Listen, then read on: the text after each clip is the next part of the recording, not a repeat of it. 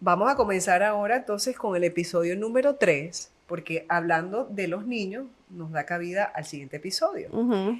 Y este episodio tiene que ver con los adultos mayores.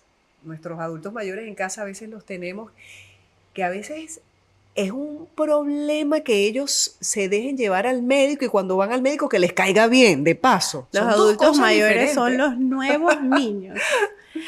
Los adultos mayores es muy difícil porque, imagínate, tienes a tu papá de 70, 80 años, toda la vida trabajó, toda la vida fue cabeza de familia, toda la vida fue el que te dijo a ti qué era lo que tenías que hacer.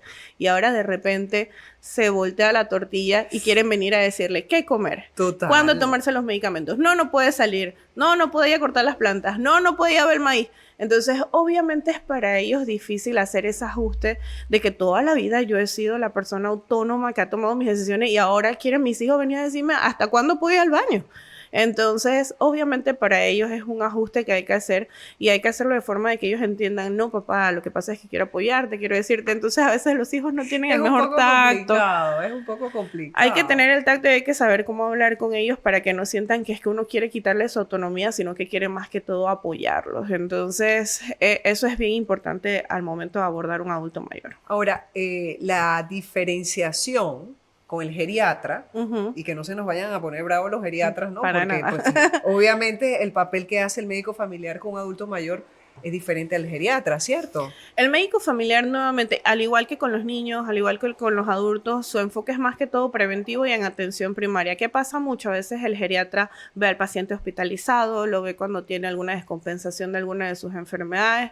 Y por ejemplo, me pasa mucho que mis pacientes los hospitalizan y después de la hospitalización quedan totalmente enredados de qué es lo que tienen que hacer. Bueno, los agarramos, yo les explico, no, mire, este medicamento ahora lo vamos a tomar para esto, este para esto. Por ejemplo, tenemos pacientes con demencia, no es nada más ir y darle su medicamento, sino explicarle, no me esté cambiando los muebles en la casa, porque eso a ellos los desorienta, no me Claro. los cambian de casa en casa. Entonces, a veces, nuevamente, ¿qué abordamos? Todo en torno al adulto mayor, no solamente qué medicamentos usa o, por ejemplo, qué tanto está comiendo, sino también otros aspectos importantes. En general, trabajamos más o menos lo mismo que el geriatra, nada más que siempre desde el abordaje de atención primaria y mucho de prevención. Mi abuelito tiene osteoporosis, bueno, tengo que prevenir caídas con ese señor, no puedo Claro. dejar que se caiga, entonces tratar de ver esos aspectos antes de que suceda. Cuando estábamos pensando cómo íbamos a hablar sobre todos los episodios de estos podcasts, Ujú. se me surgió a la cabeza una gran idea, porque a fin de cuentas nosotros queremos hallar un médico con el que nos identifiquemos y que podamos tratarnos de manera integral como familia, ¿no? Ujú.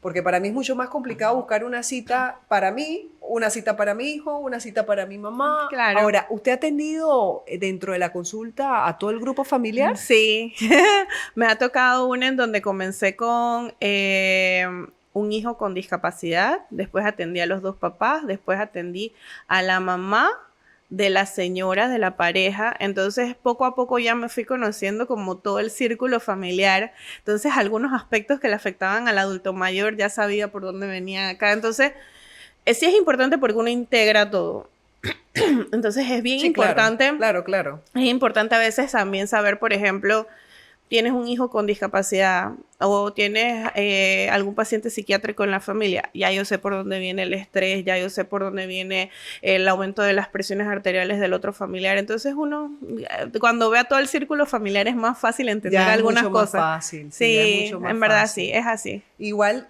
yo también pensaba en las gripes, por ejemplo, episodios comenzó la mamá con gripe, después Ujú. entonces el niño tiene gripe y así, entonces es mucho más fácil que usted como médico familiar pueda Ujú. determinar cuál fue la circunstancia o cuál es el medicamento que puede atacar la gripe para que no afecte al resto. Se me va a ir el micrófono porque es que la gripe ha estado afectando a todo el mundo en estos tiempos Sí, y no, y ha sido mucho más fuerte. y no solamente como manejarlo desde el punto de vista de, por ejemplo, veo a toda la familia, sino que también te conoce a ti como individuo a largo plazo. Entonces, ¿qué pasa? Por ejemplo, tengo mis pacientes que de repente los van a ver por primera vez.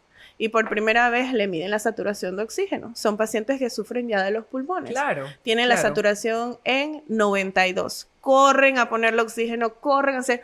Y cuando voy a ver, yo dije, no, pero si ese paciente siempre maneja esas saturaciones y están normales. Pero como ya uno conoce a su paciente, uno ya sabe como cuándo correr y hacer algo. No, mira, esto siempre te pasa, vamos a hacer nebulizaciones con salina. No, mira, esto siempre te pasa, vamos a examinarte primero para saber si es una infección.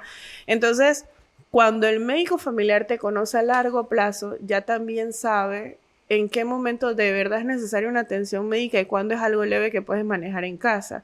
Y no solamente eso, clásica del panameño. Ay, me duele la espalda. Yo voy a ir al nefrólogo porque esos son los riñones. Entonces, ¿qué pasa? A veces paseamos por todos los médicos especialistas que encontramos, no le hallamos solución a nuestro problema. Claro. Entonces, ¿qué hace tu médico familiar? Te evalúa integralmente, ve tu síntoma en general que lo puede estar causando y él es el que te va a mandar con el especialista que más puede ayudarte o el que corresponde. Porque, por ejemplo, ahí te explicaría, los riñones no duelen a menos de que tengas una masa y te esté creciendo.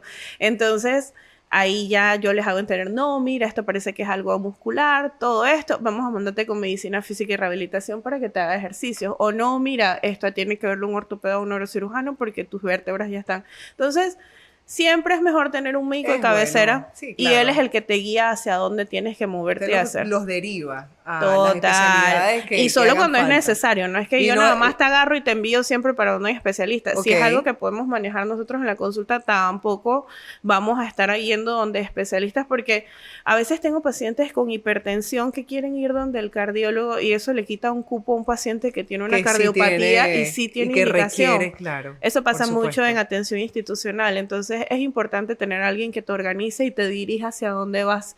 Entonces, a veces es bien difícil explicar qué es un médico familiar.